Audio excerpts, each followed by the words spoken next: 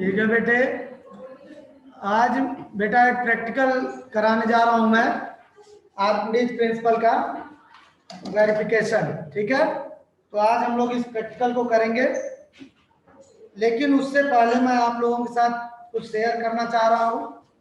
आप लोगों को पता है कि क्लास 9 के पेपर में एसर्शन रीजन टाइप क्वेश्चन भी आते हैं। ठीक है, तो वो एसर्शन रीजन टाइप क्वेश्चंस की प्रैक्टिस आज मैं कराना चाह रहा था, नहीं करा पा रहा हूँ, कल जरूर कराऊंगा, लेकिन आप अपने से ट्राई कर सकते हैं।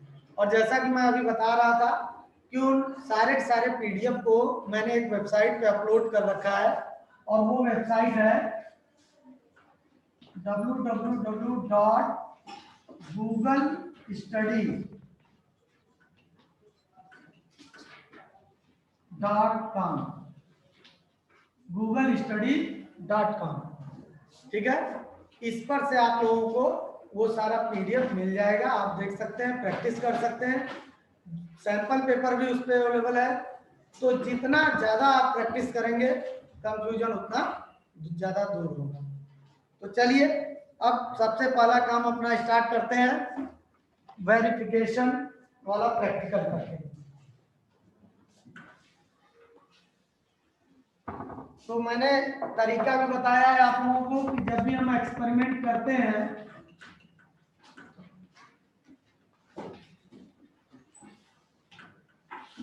उस एक्सपेरिमेंट का कुछ ना कुछ एम होता है। तो इस एक्सपेरिमेंट का क्या एम है? To verify Archimedes principle, to verify the Archimedes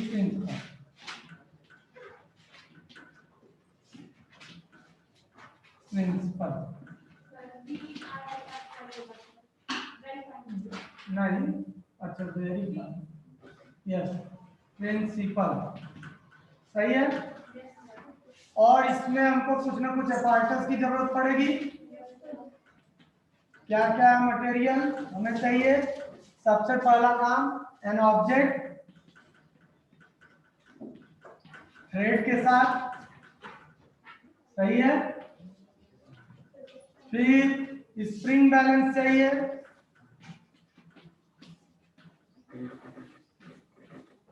उसके बाद measuring cylinder,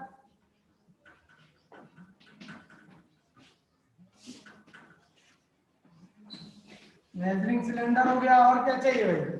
eureka pot, water ले सकते हैं।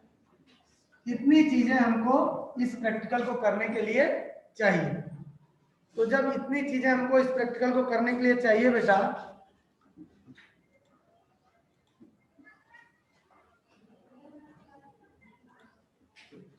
तो अब चलिए देख लीजिए एक नजर।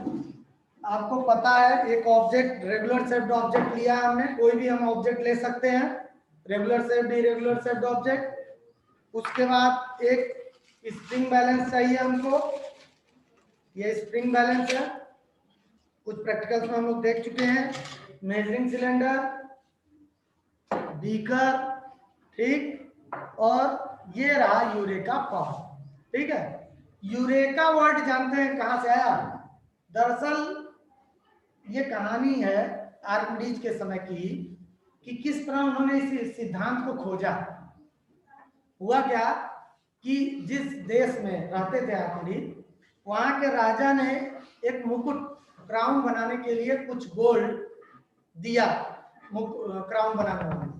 ठीक है, तो वो क्राउन बनाने वाला कुछ दिन बाद बना कर लाया, लेकिन जब राजा ने उसको पहना और यूज किया, टच किया, वेट किया, तो उनको ये महसूस हुआ कि इसमें मतलब जितना मैंने गोल्ड दिया था उतने गोल्ड का इसमें नहीं बना, ऐसा उनको लगा। तो ये भाई वहीं थे, उन्हीं के राज्य में मंत्री, तो इनसे पूछा गया कि आप इसकी इंक्वायरी कीजिए और पता लगाइए। अब ये क्या किए भाई, जो आर्किमिडीज जी थे बहुत दिन रात सोच में डूब गए कि आखिर कैसे पता चले कि क्या गड़बड़ी है, इसमें मिलावट है कि नहीं है। तो उन्होंने क्या किया, यही सब कैलकुलेशन उनके दिमाग में चल रहा था और होता है जब कोई बहुत गहराई से किसी चीज को सोचने लगता है ना, तो हर पल उसके दिमाग में यही सब चलता रहता है। तो एक दिन क्या हुआ कि वो नहाने जा रहे थे भाई, और जो टब था उसमें पानी भरा हुआ था। अब वो उस टब में जाके बैठे जब, तो बैठते ही उनके पानी बाहर गिर गया। अब इतने पे वो चिल्लाने लगे, यूरेका यूरेका यूरेका चिल्लाते हुए भाग पे गए। तो जिस देश के निवासी थे वहां यूरेका का मतलब है मिल गया मिल गया मिल गया, ठीक है, कुछ इस तरह का मीनिंग। तो मतलब जो भी हमारा प्रॉब्लम था उसका सलूशन मिल गया, और वो दौड़ते हुए भागे जा रहे हैं राजा के पास। तो राजा ने से बोले मिल गया सर सलूशन, तो क्या है भाई बताओ। तो वो कहे कि ऐसा है कि वाटर की व्यवस्था कराइए। सब अरेंजमेंट हो गया, और उतना ही गोल्ड जितना उसको दिया गया था उसका भी एक ट्यूब रख दिया गया लाकर गोल्ड, और ये क्राउन रख दिया गया, और पानी रख दिया गया एकदम भरा हुआ। एक पॉट नीचे कोई एक पॉट रख दिया, उसके ऊपर उस भरे हुए बर्तन को रख दिए पानी से। अब क्या हुआ कि वो पहले उस गोल्ड को जो प्योर गोल्ड था उसको डुबाए उस बकेट में। तो भाई डुबाएंगे तो अपने वालूम के बराबर वो स्थान घेरेगा, तो उतना वाटर डिस्प्लेस होगा। तो वो डिस्प्लेस्ड वाटर वो नीचे वाले पॉट में गिर गया। तो उस वाटर को फिर ले जाके उसका वेट कर लिया गया, कितना वेट है, ठीक है। और उसके बाद जो क्राउन था उसको अब फिर से बकेट को भर दिया गया और उसमें डुबाया गया। अब इससे जो वाटर डिस्प्लेस हुआ वो नीचे चला गया, ठीक है। तो अब इसका भी वेट किया गया, तो ये पाया गया कि इस वाले जो दूसरा क्राउन वाले का था इसका क्या हुआ, कम नहीं था, इसका वेट ज्यादा था, ठीक है। उसने और मेटल ना मिलाया, उसने गोल्ड हटा के मेटल मिलाया, तो वजन करने की कोशिश किया उतना ही, लेकिन अंतर महसूस हो गया क्योंकि हर एक मेटल का भाई मैटर अलग अलग है, तो उसका कुछ अलग इफेक्ट आएगा। तो कुछ अंतर आ गया दोनों के उसमें वेट में जो वाटर डिस्प्लेस थे। तो इससे पता चल गया कि इसमें कुछ ना कुछ मिलावट की गई है। अगर कोई मिलावट नहीं, कम या ज्यादा जो भी आया हो, अगर कोई मिलावट नहीं की गई होती तो उसी के बराबर में आना चाहिए जो ओरिजिनल वाला क्यूब था गोल्ड का पहली बार में जिसको डुबाया गया था, क्योंकि भाई उतना ही गोल्ड तो उसको दिया गया था, लेकिन उतना नहीं आया, उससे कम या अधिक आया। तो उससे पता चल गया कि इसमें मिलावट की गई। एक स्टोरी दे दी गई, ऐसा ही कुछ हुआ होगा, लेकिन एग्जैक्टली ऐसा हुआ ये हम नहीं कर सकते। तो आर्किमिडीज का प्रिंसिपल वहीं से जो है एग्जिस्टेंस में आया, वहीं से आपको मालूम है इस प्रिंसिपल पर बेस्ड लैक्टोमीटर होता है, दूध की प्योरिटी जांचने के लिए इसी प्रिंसिपल पर बेस्ड इंस्ट्रूमेंट यूज किया जाता है, ठीक है। तो ये तो रही एक छोटी सी स्टोरी थ्योरी को समझाने के लिए। तो आर्किमिडीज प्रिंसिपल की थ्योरी ये कहती है कि जब किसी ऑब्जेक्ट को फुल्ली या पार्शियली किसी लिक्विड में डुबाया जाता है तो उसके वेट में कमी महसूस होती है, उसके वेट में कमी महसूस होती है। कैसे, जरा सा एक, अभी तो वो प्रैक्टिकल करना नहीं था, लेकिन एक तुमको एक्सपेरिमेंट दिखा देता हूँ छोटा सा, कि ये देखिए, यहां आ जाइए आप बेटा, ये कितना इसका वेट दिख रहा है, 100 ग्राम दिख रहा है। और आर्किमिडीज प्रिंसिपल कहता है कि जब इसको हम फुल्ली या पार्शियली वाटर में डिप करेंगे तो इसके वेट में कुछ कमी आनी चाहिए। तो देखते हैं कुछ कमी आ रही कि नहीं। नियम तो इस तरह नहीं करना चाहिए प्रैक्टिकल, तमाम दिक्कतें हैं, उतनी व्यवस्था नहीं कर पाए। तो अब देखते हैं इसके वेट में कुछ कमी आती है कि नहीं। आप ही को रीडिंग रीड करना है, रुकिए हम उधर ही ये। अब बताइए, सही से देखिए सामने से नजर करके, कितना तेज बोलिए। 50 ग्राम से थोड़ा ज्यादा, 50 ग्राम से थोड़ा ज्यादा, 60 ग्राम, 60 ग्राम। या तो आप लोगों ने नोटिस किया होगा बेटा कि इसके वेट में 40 ग्राम का ग्राम फोर्स उसको कहेंगे, क्योंकि वेट की बात हम लोग कर रहे हैं। तो 40 ग्राम वेट फोर्स जो है इसमें अंतर आ गया, यानी कि इसके वेट में कमी आई। यही तो आर्किमिडीज प्रिंसिपल कहता है कि जब हम किसी चीज को वाटर में या लिक्विड में पोर करते हैं पार्शियली या फुल्ली, तो इसके वेट में हमको लॉस फील होता है। हाँ तो आई ना, बताया नहीं मैं भाई। अभी एक आधी कहानी आप लोग सुने आर्किमिडीज की, अभी एक और वर्ड आप लोग सुन चुके हैं आर्किमिडीज प्रिंसिपल में, बायंट फोर्स के बारे में, कि जब किसी लिक्विड में हम लोग किसी भी ऑब्जेक्ट को डुबाने की कोशिश करते हैं तो लिक्विड उसके ऊपर एक अपथ्रस्ट लगाता है, अपवर्ड डायरेक्शन में एक फोर्स लगाता है, जिसको हम लोग क्या कहते हैं, अपथ्रस्ट या बायंट फोर्स। तो भाई एक बात बताओ कि जो ये लॉस इन वेट आ रहा है ऑब्जेक्ट में, किसके कारण आ रहा है? उसी बायंसी के कारण ही, उसी अपथ्रस्ट के कारण ही तो, वही ना सपोर्टिंग फोर्स दे रहा है। आप कभी इस प्रैक्टिकल को अपने घर पे कर सकते हैं कि आप अपने घर पर एक ग्लास वाटर लीजिए भरा, ठीक, उसको उठाइए, वेट कितना फील हो रहा है अनुमान लगाइए, और उसके बाद उसी को बाल्टी में डुबा दीजिए और पकड़े रहिए, ठीक। अब महसूस कीजिए कि उसके वेट में कुछ कमी महसूस हो रही है, जरूर होगी। और वो कमी किसके कारण महसूस हुई? क्योंकि जो बायंट फोर्स लिक्विड लगा रहा था वो सपोर्टिंग फोर्स मिल गया हमको, उसने हमारी हेल्प कर दी, जिसकी वजह से हमको वो हल्का महसूस होने लगा। तो मतलब कि जब हम किसी, अब आर्किमिडीज के उस प्रैक्टिकल पे आते हैं कि यानी कि इस ऑब्जेक्ट को हम इस यूरेका पॉट में जब पोर करेंगे ऐसे, तो इस पॉइंट से वाटर निकल जाएगा इसके वॉल्यूम के बराबर। तो जो वॉल्यूम के बराबर वाटर आएगा इसमें, उसका वेट हम जब करेंगे तो उसका वेट कितना नहीं, जो लॉस इन वेट आया यानी 40 ग्राम फोर्स, उसके बराबर आएगा। भाई इसको जब आप डुबा रहे थे तो इसके वेट में जो लॉस आया उतना ही तो बायंट फोर्स मतलब लगा होगा ना। तो कितना बायंट फोर्स लगा, अब कैलकुलेशन हम कैसे करें? तो वो जो डिस्प्लेस्ड वाटर है उसका वेट निकाल लो, पता चल जाएगा कि उतना ही बायंट फोर्स लगा होगा। अब सिस्टम से आते हैं, प्रैक्टिकल करके देखते हैं, ठीक है। तो अब अभी तो ये आपको समझाने के लिए मैंने इतनी बात बता दिया। हमारी थ्योरी आपको समझ में आ गई, थ्योरी सेक्शन कि आर्किमिडीज प्रिंसिपल क्या होता है। हमको प्रूफ ये करना है buoyant force is equal to loss in weight equal to weight of the displaced water, ये हमको प्रूफ करके दिखाना है। यानी दो चीज हम लोग पहले प्रूफ करेंगे, buoyant force is equal to loss in weight. तो चलिए ऑब्जर्वेशन करते हैं।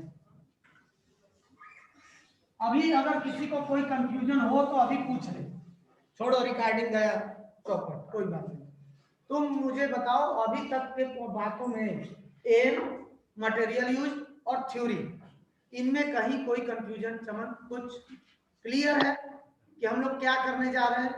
प्रैक्टिकल क्लियर है कि हमको वेरीफाई करना है आर्किमिडीज प्रिंसिपल को, जो कि ये कहता है कि जब हम किसी ऑब्जेक्ट को वाटर में डुबाते हैं तो उसके वेट में लॉस दिखता है, कमी दिखती है।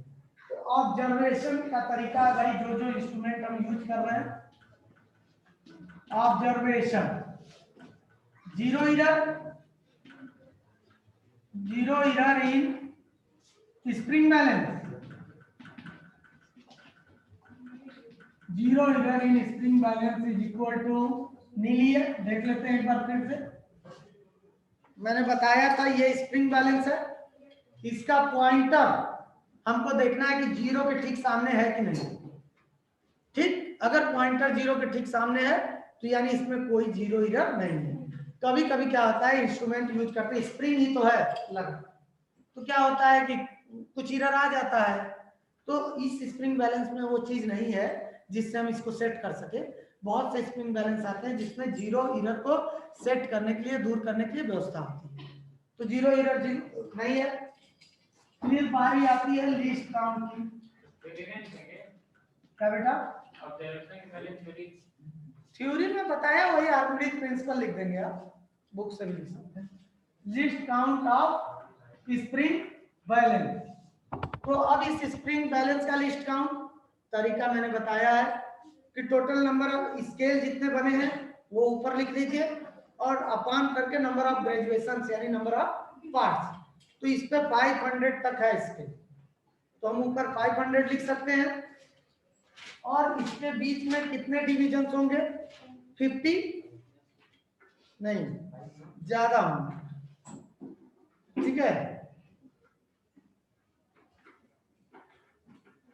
तो या तो हम पूरा दोनों तरीका बताए थे, पूरा स्केल लेके टोटल नंबर ऑफ डिवीजन से कर दीजिए, या केवल एक पर्टिकुलर पार्ट ले लीजिए। तो जैसे मैं 0 से 50 तक का ले रहा हूं, तो 0 से 50 यानी पहला स्केल हमारा 50 तक आया, और इसमें कितने पार्ट्स हैं? लाइन ग्रेजुएशन 10, तो 50/10 यानी 5 ग्राम। मिनिमम इतना ये मेजर कर सकता है सही से। नहीं समझ में आया? लिस्ट काउंट क्या होता है? कोई भी मेजरिंग इंस्ट्रूमेंट मिनिमम कितना एक्यूरेटली मेजर कर सकता है। अब बारी आती है हमारे इसकी मेजरिंग सिलेंडर की list count of measuring cylinder. Measuring cylinder का लिस्ट काउंट, इसका भी तरीका वही है, या तो पूरा का पूरा जो स्केल है उतना लिख लें ऊपर और टोटल नंबर ऑफ पार्ट्स नीचे लिख के डिवाइड कर दें, या केवल दो स्केल का ले लें, एक 30 है उसके बाद 50 है, तो 50 - 30 कर दे, 50 - 30 अपॉन नंबर ऑफ डिविजन इसमें 10, ठीक है। 50 से 30 के बीच में 10 पार्ट्स हैं, तो 10 पार्ट्स डिवाइड किए 20/10 यानी 2 ml। अब सारा चीज ऑब्जर्वेशन में हम जो देख के कैलकुलेट कर सकते थे वो। अब बारी आती है वेट ऑफ द ऑब्जेक्ट। अब इसको इरेज कर रहा हूं बेटा, मुझे जगह से, क्योंकि मुझे weight of the object in air चाहिए, weight of the object in water चाहिए, कई चीज ऑब्जर्व करनी है।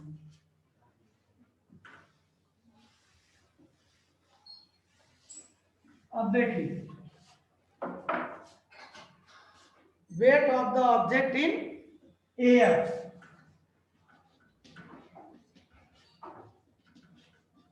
object in air। भाई लॉस इन वेट कैसे पता चलेगा? एयर में एक बार निकाल लें वेट, एक बार वाटर में निकाल लें, और दोनों का डिफरेंस निकाल लेंगे, पता चल जाएगा कितना लॉस हुआ इन एयर। तो एयर में देख लेते हैं इसका वेट निकालकर।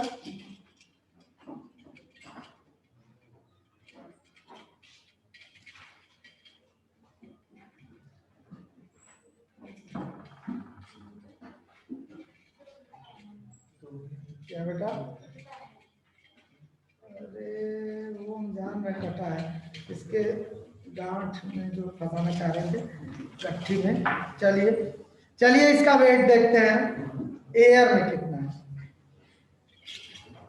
तो एयर में अपने हैंड को मैं स्टेबल कर दे रहा हूं। एयर में इसका वेट है 100 ग्राम, ठीक। तो 100, हाँ एक बात और, अब वेट की बात हो रही है तो यहाँ हम ग्राम क्यों लिखेंगे? मास होता है वो, तो 100 ग्राम फोर्स यूज करेंगे, ठीक है। आपको एक रिलेशन मैंने बताया था कि न्यूटन और जो है उसमें मास में, वेट और मास में एक रिलेशन निकाल के हम लोगों ने दिखाया था कि 100 gram is equal to 1 newton, यानी कि इसको 100 ग्राम फोर्स कहेंगे, ठीक है। इस तरह से आप समझिए कि हम जानते हैं formula F is equal to m into G ले लें आप, ठीक है। तो अगर हम 1 ग्राम ले रहे हैं, अरे 100 ग्राम ले रहे हैं, सही है, तो 100 ग्राम को पहले SI यूनिट में बदले, 1000 से डिवाइड कर दिया, केजी में हो गया, और जी की वैल्यू मैं ले रहा हूं 10, ये आ जाएगा हमारा 1 न्यूटन है। यानी कि हम ये कह सकते हैं कि 100 ग्राम मास को संभाले रखने के लिए, उठाए रखने के लिए जितने फोर्स की जरूरत है वो कितना होगी? 1 न्यूटन। और इसी को अगर केजी में बोले कि 1 kg मास को उठाए रखने के लिए जितने फोर्स की जरूरत होगी, तो कितने फोर्स की जरूरत होगी? 10 न्यूटन हो जाएगा। 100 ग्राम पर 1 न्यूटन है, तो 1000 ग्राम पर 10 न्यूटन। तो बेटे ये जो मेजरिंग ये इंस्ट्रूमेंट बनाया गया है ना, ये इस तरह से बनाया गया है कि दोनों मास और हमारा जो वेट है, फोर्स, उन दोनों को कैलिब्रेट करके बनाया गया है इस रिलेशन के आधार पे।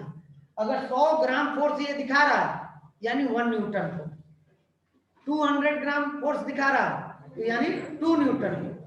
ठीक, तो अब यहाँ पे मैं इसको इसीलिए GF यूज कर रहा हूं, ग्राम फोर्स। ग्राम फोर्स किसको बताएगा? वेट को। ओके, केवल ग्राम लिखता तो बताता वो मास को। तो ग्राम फोर्स लिखा, इतना हुआ एयर, और weight of object in weight of object in water। अब वाटर में वेट, ऑब्जेक्ट का वेट निकाल के देख लेते हैं। आपको बार बार प्रैक्टिकल के दौरान मैं बता रहा हूं कि ये जो गट्टियां पड़ी हैं ये सब नहीं होना चाहिए, ये सब प्रिकॉशन में आता है, ज्वाइंट नहीं होना चाहिए। ठीक है, अरे कहाँ गया मैं, क्या 0 बेटा? हमने सब 0 इरर इसमें क्यों है? नहीं ना, अब तो पूरा का पूरा ही जो इरर आना है आ रहा होगा ना। 0 इरर तो केवल उस चीज को शो कर रहा है। चलिए देखते हैं इसके वेट में कितनी कमी आई। वाटर में इसका वेट कितना है? ठीक है, कहीं से भी ये है 60 ग्राम। ठीक है, एकदम सामने से देखेंगे तो ये 50 के बाद 2 डिजिट नीचे जा रहा है, तो एक डिजिट के एक स्केल, एक ग्रेजुएशन कितना बता रहा है? 5 ग्राम। 2 ग्रेजुएशन जा रहा है यानी 10 ग्राम, तो ये 60 ग्राम को शो करेगा। तो ये हो गया 60 ग्राम फोर्स। तो अब हम निकाल दें loss in weight. Loss in weight is equal to 100 gram force, मतलब इसको लिख सकते हैं या यहां इस तरह से लिखिए। कैलकुलेशन अभी स्टार्ट हो गया ना, ऑब्जर्वेशन हो गया, अभी कुछ और भी ऑब्जर्व करना है, कर ले वो भी। Wait of the beaker, beaker का वेट पहले निकाल लें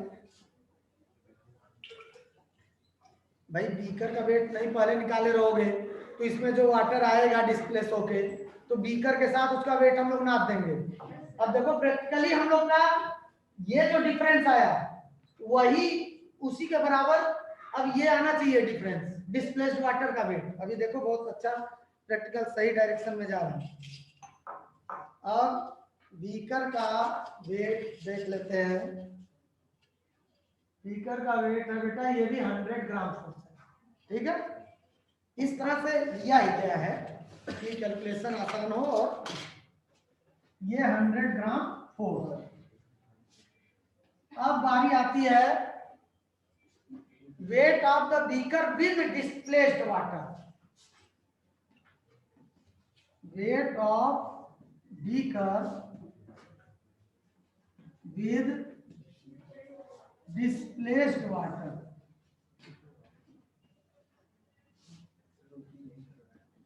चलिए अब देखते हैं भाई, प्रैक्टिकल सामने हो रहा है। Loss in weight is equal to weight of displaced water होना चाहिए, और वही इक्वल टू होगा बाइंड फोर्स के। तो चलिए अब कुछ इरर होगा तो कुछ कमी भी आएगी, और मत करने रखना।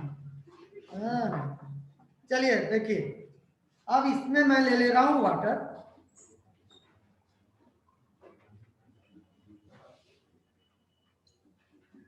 बिल्कुल उसके पॉइंटर तक। Those are talking, please keep silence. Otherwise, I will send them outside. Recording is going. Okay. This is the beaker, and this is the object. भाई ये अपने वॉल्यूम के बराबर पानी डिस्प्लेस कर देगा। जो हम लोग शिप वाला नहीं पढ़े थे आर्किमिडीज में कि कोई शिप कैसे पानी पर इतनी भारी शिप तैर लेती है, तो उस समय समझाया था मैं 3 लॉज कि अगर बाइंड फोर्स उसके वेट से ज्यादा होगा, कम होगा या इक्वल होगा तो किस कंडीशन में ऑब्जेक्ट रहेगा। तो उसी तरह का ये दृश्य है, देखिए। अब इसे मैंने इसमें अब जो भी वाटर डिस्प्लेस होना है ये हो जाएगा।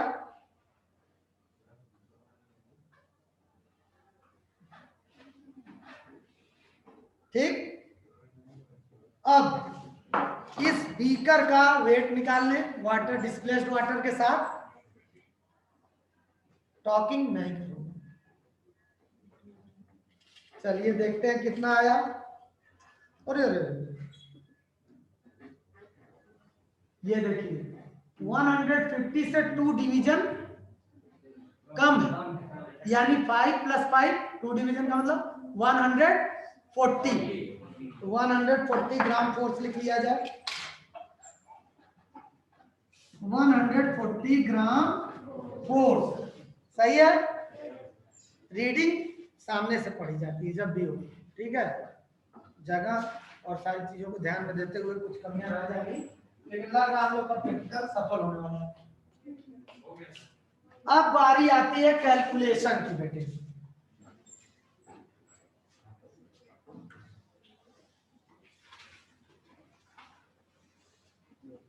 याद रखिएगा कितना दिमाग नोट है ना। कैलकुलेशन, कैलकुलेशन कहता है please keep son buoyant force BO YANT buoyant force is equal to, पहला ऑब्जर्वेशन में हमको मिला था लॉस इन वेट, तो पहला तो आर्किमिडीज प्रिंसिपल यही कहता है कि buoyant force is equal to loss in weight. ठीक, इक्वेशन 1 में हम कर दिए इसको। अब लॉस इन वेट कैसे निकलेगा? लॉस इन वेट कि weight of object in air minus weight of object in water. Weight of object 100 gram force minus 60 gram force, ये आया हमारा 40 ग्राम फोर्स, सही है। ये इक्वेशन 1 हम मान लेते हैं पूरा। और बाइंड आर्किमिडीज प्रिंसिपल ये भी कहता है कि buoyant force is equal to weight of displaced water. Weight of displaced water, तो सबसे पहले तो weight of weight of beaker with water. हाँ ठीक है बेटे, system weight of displaced water, weight of beaker with displaced water minus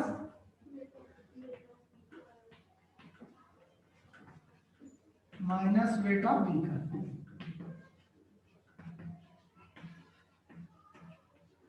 तो ये हमारा आया वेट ऑफ बीकर विद था 140 gram force minus 100 gram force, ये आया हमारा 40 ग्राम फोर्स। ये इक्वेशन 2 है। दोनों बाइंड फोर्स के बराबर ही है, प्रूव्ड है। वेरिफिकेशन हो गया आर्किमिडीज प्रिंसिपल का। कोई कमी यहाँ, कुछ गलती, कोई गलती तो नहीं है? Are you satisfied with this experiment? तो अब हम अपने रिजल्ट में लिखेंगे, I am going to erase it.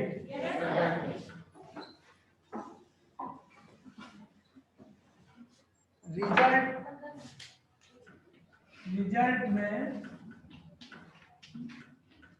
Bind force is equal to loss in weight equal to weight of displaced water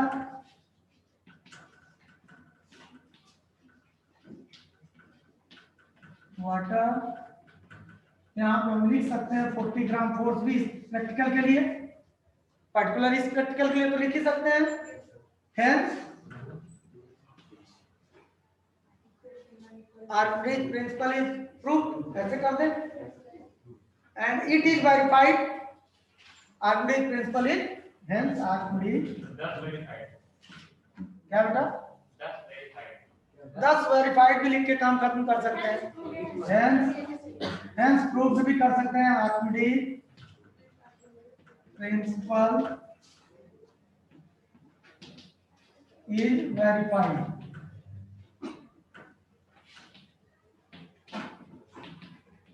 ठीक है, कोई दिक्कत इसमें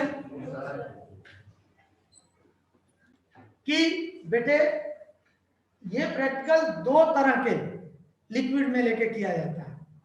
जब हमारा ऑब्जेक्ट सेम है, ठीक है, तो एक बार हमने टैप वाटर में ये प्रैक्टिकल कर लिया, एक बार यह प्रैक्टिकल हम लोगों को साल्टी वाटर में यही प्रैक्टिकल रिपीट करना चाहिए। ठीक है, तो जो हमारे सिलेबस में है दो तरह से, एक बार टैप वाटर में वेरिफिकेशन, एक बार साल्टी वाटर में वेरिफिकेशन। प्रोसेस वही है, थ्योरी वही है, एपर्टस जो भी यूज होंगे वो भी यही है, बस वाटर चेंज हो जाएगा। ठीक है, उससे अंतर ये हो जाता है कि टैप वाटर का डेंसिटी कम होता है और उसका डेंसिटी ज्यादा होता है।